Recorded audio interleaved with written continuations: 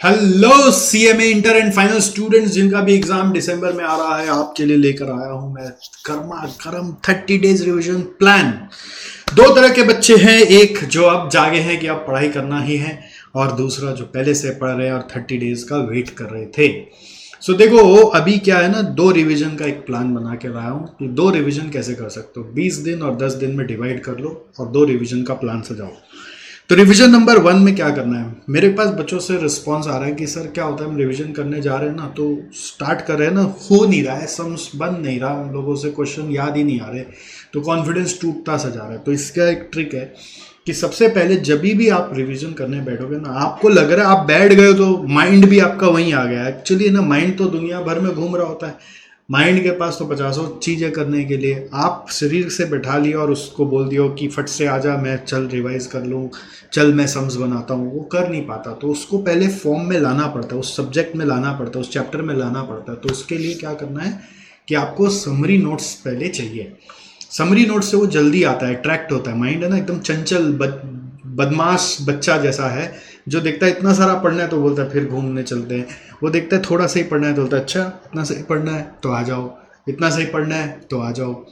तो ये माइंड क्या करता है, समरी नोट्स के प्रति ज़्यादा अट्रैक्ट हो जाता है जल्दी, क्योंकि उसको लगता है इतना सही पढ़ना है। अब ये समरी नोट्स अगर अभी तक खुद का बना लिए तो बहुत अच्छा है, नहीं है तो अब तो बनाने का वक्त कम है, तो जुगाड़ कर लो। एक बार उसको गो थ्रू करो कि उसमें क्या क्या बोल रहा है। जुगाड़ कर लो मतलब डिफरेंट टेलीग्राम ग्रुप्स है, हमारे टेलीग्राम चैनल्स हैं, जहाँ से भी हो सके सब जुगाड़ कर लो। और जुगाड़ करके प्रिंट करके अच्छे से पढ़ो, उसको प्रिंट करा लो, उस पर कॉम्प्रोमाइज़ मत करो।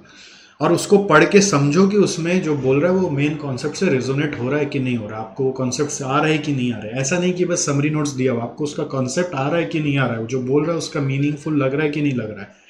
इसके बाद क्या करना है, उसको गो थ्रू करके ना एक बार और हाथ से जरूर एक बार रफली मतलब बेसिकली बहुत ज़्यादा सजाना गुजाना नहीं है, बट हाफ से रफली उस चैप्टर का ना हेडिंग, सब हेडिंग और कॉन्सेप्ट का जो लिस्ट है, खाली लिस्ट बना के देखो कि हाँ ये सारा चीज़ मैंने पढ़ा, तो ये लिस्ट में जो लिखा हूँ वो सब पढ़ा कि नहीं पढ़ा, है ना। एक बार और री गो थ्रू करना है। और उसके बाद आपको अपना सारा क्वेश्चंस को अटेम्प्ट करना है। अभी second revision is the ideal time for solving questions from past papers और इंस्टीट्यूट से जो MTPs रिलीज हुए हैं वो। अब पास्ट पेपर से बैठ के ना दिमाग में बैठ सजाना पड़ेगा, एनालिसिस करना पड़ेगा कि किस किस तरह का क्वेश्चन आ रहा है, किस किस चैप्टर का क्वेश्चन आ रहा है, किस किस कॉन्सेप्ट का क्वेश्चन आ रहा है, बड़ा क्वेश्चन किस टाइप का है, छोटा क्वेश्चन किस टाइप का है, कौन सा क्वेश्चन किस तरफ से पूछा जा रहा है। तो वो जब पास पेपर्स करते हो, खाली पेपर सॉल्व करने से भी नहीं होगा। पेपर में ना 5-7 पेपर जब सॉल्व हो जाएगा तो बैठ के उसको एनालाइज करना कि किस चैप्टर से कहाँ से क्या क्या आ रहा है और कहाँ से कुछ भी नहीं आ रहा है। ये नॉर्मली आप नहीं करते हो, ये आप सोचते हो सर बता दे, ऐसे नहीं होता। वो आपको खुद से फील लेना है, उसका कॉन्फिडेंस तब आता है कि हाँ जो मैं पढ़ा हूँ उसी से सब कुछ आ रहा है कि नहीं आ रहा है। तो आप देखोगे कई बार होता है कि कुछ कुछ चैप्टर से घूम फिर के सब कुछ आ गया, कुछ कुछ चैप्टर से घूम फिर के कोई एक जगह से ही आ रहा है और कुछ बाकी आ ही नहीं रहा। तो अकॉर्डिंगली आपको पता चल जाएगा कहाँ एम्फेसिस देना, कहाँ नहीं देना। फॉर एग्जाम्पल बिजनेस वैल्यूएशन है, उसमें थ्योरी से कुछ आता ही नहीं है, सिर्फ आपका प्रैक्टिकल आता है। तो अब आप अगर वो नहीं करोगे, ये जर्नी कंप्लीट अभी नहीं करोगे, तो आप थ्योरी में भी टाइम वेस्ट कर दोगे बहुत ज़्यादा। इसी तरह से आप मान लीजिए इंटरनेशनल टैक्सेशन है DT में, आप उस पर फोकस नहीं करोगे अगर, तो पता चलेगा आप फोकस कर दिए कैपिटल गेन पर, फोकस कर दिया आप अदर चैप्टर्स पर जो कि उतना ज़्यादा महत्व नहीं रख रखा है आपके एग्जाम में, बट आपका इंटरनेशनल टैक्सेशन से भर के आपका नंबर आ जाता है। ऐसे हर सब्जेक्ट में ना कोई एक ऐसा सा चैप्टर है जिससे भर के आता ही, और किसी सब्जेक्ट में हर चैप्टर से थोड़ा थोड़ा आ जाता है। तो आप जो चीज़ छोड़ रखे हो आपको पता चलेगा कि उससे काम बनेगा कि नहीं बनेगा। तो नहीं किया हुआ है तो उसके ऊपर समरी नोट्स के माध्यम से या यूट्यूब वीडियो के माध्यम से वो करना है। मेरा एक रिक्वेस्ट है कि हमारा एक पीयूष गुप्ता के साथ CMA फाइनल AIR-1 का इंटरव्यू हुआ था, उसमें वो इंटर का भी बहुत सारा चीज़ बताया था, फाउंडेशन का भी बताया था और फाइनल का भी बताया था। आप उस वीडियो को ज़रूर देखिएगा, उससे आपको बहुत इंसाइट्स मिल जाएगा कि जो मैं बोलना चाह रहा हूँ वो क्या है। इसके बाद क्या करना है, उन क्वेश्चंस को अटेम्प्ट करना है। मतलब ये नहीं कि क्वेश्चन का एक आप मिस्टेक करते हो, क्वेश्चन पढ़ते हो आंसर देख लेते हो, क्वेश्चन पढ़ते हो आंसर देख लेते हो, ऐसा भूल कभी मत करिएगा। क्वेश्चन पढ़ के ना उसको सॉल्व करके देखिए, सॉल्व कर करके देखिए और समझिए कि आपसे वो हो रहा है कि नहीं हो रहा है। नहीं हो रहा है तो अटक जाते हैं तो घबराना नहीं है, उसको फिर भी कोशिश करके एंड तक लेके जाइए और फिर मिला के देखिए कि आपका सही हुआ कि नहीं। अगर गलत हुआ तो किस कारण से गलत हुआ, कारण को निकाल कर समरी नोट्स में लिख लीजिए। समरी नोट्स को ऐसा बना लीजिए जिसमें कॉन्सेप्ट के साथ साथ आपकी सारी गलतियों का भी वो नोट्स है, ठीक है। और ये प्रोसेस आपका हर सब्जेक्ट के साथ चलता रहेगा। और एक प्रॉपर राइटिंग प्रैक्टिस के लिए सबसे ज़्यादा ज़रूरी है प्रॉपर राइटिंग प्रैक्टिस। अभी तो ये सब रफली कर रहे हैं आप, सारा पास पेपर्स वगैरह सॉल्व वगैरह। पास पेपर्स कम से कम 5 टर्म का करिएगा, अगर न्यू सिलेबस में है तो जो अवेलेबल है वही करिएगा, और एमटीपी सारा करिएगा, ठीक है। एमटीपी अदरवाइज जैसे अगर आप पास पेपर 5 कर ले रहे तो एमटीपी 1 या 2 करने से भी होगा। बट अगर मान लीजिए पास पेपर 1 ही अवेलेबल है तो एमटीपी थोड़ा बढ़ा लेंगे। और फिर क्या करना है, राइटिंग प्रैक्टिस करना जरूरी होता है। तो राइटिंग प्रैक्टिस प्रॉपर हो रहा है कि नहीं, 3 घंटा इसमें हाथ चल रहा है कि नहीं, दिमाग चल रहा है कि नहीं, मिक्स्ड बैग क्वेश्चंस अलग अलग चैप्टर के कर पा रहे हैं कि नहीं। उसके लिए हमारा एक मॉक टेस्ट सीरीज आपको मालूम ही है, मॉक टेस्ट संग्राम नाम का चल रहा है, उसका फेज 2 अब आएगा। तो फेज 2 के लिए फुल टेस्ट का माहौल आपका पूरा बना देंगे। उसका एग्जाम का जैसा रूटीन के हिसाब से वो टेस्ट होगा, तो उसके हिसाब से आपको उसमें एनरोल करके अपना कैलिबर टेस्ट कर सकते हैं, जिससे आपको पता चलेगा कि आप स्पीड मेंटेन कर पा रहे कि नहीं, 100 मार्क का पेपर कर पा रहे कि नहीं। घर पे जब पास पेपर्स वगैरह करते हैं ना तो उतना कॉशियसनेस नहीं रहता, बट यहाँ पे पता चलेगा 100 मार्क का हो रहा है कि नहीं, जो लिख रहे हैं वो सामने वाले को समझ में आ रहा है कि नहीं, कॉपी चेक होकर आएगा तो पता चलेगा। फिर आपका क्वेश्चन सिलेक्ट करना आपको आ रहा है कि नहीं, आपने अभी भी क्या क्या चीज छोड़ा हुआ है वो आपको आंखों के सामने जब तक आप टेस्ट देते नहीं हो ना पता नहीं चलता, जितना ही आप अच्छे से रिवीजन कर लो और अपना पास पेपर्स देख लो। तो ये मेरा एक रिकमेंडेशन है। ये शेड्यूल्ड वे में 9 नवंबर से शायद स्टार्ट हो रहा है, आप डेट एसजीसी में पता करिए। और अनशेड्यूल्ड वे में आप कभी भी दे सकते हैं, बट प्रेफर्ड आप शेड्यूल्ड वे में दें तो आपको ज़्यादा इसका बेनिफिट मिलेगा। तो ये पूरा रिवीजन 1 को कोशिश करो कि 20 डेज में ख़त्म कर लेने का। आप अकॉर्डिंगली हर सब्जेक्ट का उतना टाइम अलॉट कर सकते हो। फिर रिवीजन 2 आ जाएगा। रिवीजन 2 इज बेसिकली जो लोग पहले से पढ़ते आ रहे हैं उनका रिवीजन 3 हो जाएगा, जो अभी चालू करे उनका रिवीजन 2 होगा, ठीक है। तो इसमें क्या करना है, जो समरी नोट्स और गलतियों का जो समागम आपने बना लिया है उसको फिर से गो थ्रू करना और देखना है कि सारी गलतियां आपको अपनी याद है कि नहीं, सारे कंसेप्ट आपको याद है कि नहीं। और उसके बाद रिवीजन ये वाला में फोकस कर देना है पूरा एमसीक्यू के ऊपर। किसके ऊपर? एमसीक्यू के ऊपर और थ्योरीज के ऊपर, जो आप नॉर्मली इग्नोर करके चल जाते हो। तो इसके ऊपर फोकस करने से 30 मार्क्स का प्रिपरेशन आपका अपने आप एग्जाम का हो जाएगा। एमसीक्यू को लेकर बड़ा असमंजसता चल रहा है अभी कि 2-2 मार्क का आएगा 15 क्वेश्चन, तो इसमें जस्टिफिकेशन लिखना है कि नहीं लिखना है। तो मुझे ऐसा मन में आ रहा है, पता नहीं कि लिखना चाहिए, बट ऐसा क्या है ना, फाउंडेशन में भी 2-2 मार्क का ही एमसीक्यू आता था, उधर नहीं लिखते थे। इंटर में, फाइनल में हमेशा 2-2 मार्क का आता था, तो एमसीक्यू का लिखा हुआ रहता था, 1 मार्क जस्टिफिकेशन के लिए, 1 मार्क आपका करेक्ट आंसर के लिए।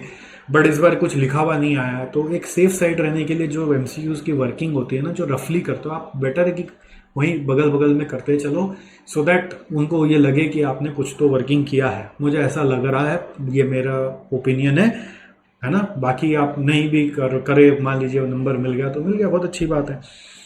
फिर सेफ साइड में रहने के लिए मैंने आपको बता दिया एमसीक्यू कहाँ से प्रैक्टिस करना है। ओल्ड सिलेबस में एमसीक्यू बुकलेट है, वो हमारे टेलीग्राम में भी मिल जाएगा, इंस्टीट्यूट साइट पे भी मिल जाएगा, आप डाउनलोड कर लो। दूसरा, आप न्यू सिलेबस के लिए अभी तक एमसीक्यू बुकलेट नहीं, बट इंस्टीट्यूट मैट में हर चैप्टर में बहुत सारे एमसीक्यूज, आप उसको सॉल्व जरूर करो, उसको सॉल्व करो। उसमें जो गलत होता है ना उसको गलत होने दो एक बार, और पूरा सॉल्व करने के बाद लास्ट में आंसर जो उससे मिला के देखो कहाँ कहाँ गलत हुआ, फिर गलत वाले को सर्कल करना, उसको भी फिर डे बिफोर एग्जाम हम लोग पढ़ेंगे। ध्यान रखना, डे बिफोर एग्जाम उसको वापस पढ़ना है। अब डे बिफोर एग्जाम के लिए एक अलग से वीडियो आएगा, उसमें मैं समझाऊंगा। और अब इन दिनों, आने वाले 30 दिनों में कोई और वीडियो देखने का जरूरत नहीं है, और कहीं ज्ञान लगाने का जरूरत नहीं है, और कोई दिमाग लगाने की जरूरत नहीं। बस वो पीयूष गुप्ता का वीडियो देख लीजिए और ये वीडियो देख लिया, अब इसको इम्प्लीमेंट करिए, इसको एग्जीक्यूट करिए, खाली इधर उधर घूमने से नहीं होगा। ये टारगेट बहुत दिखने में छोटा लग रहा होगा, बट बहुत इंटेंस है, बहुत ज्यादा मेहनत है इसके पीछे।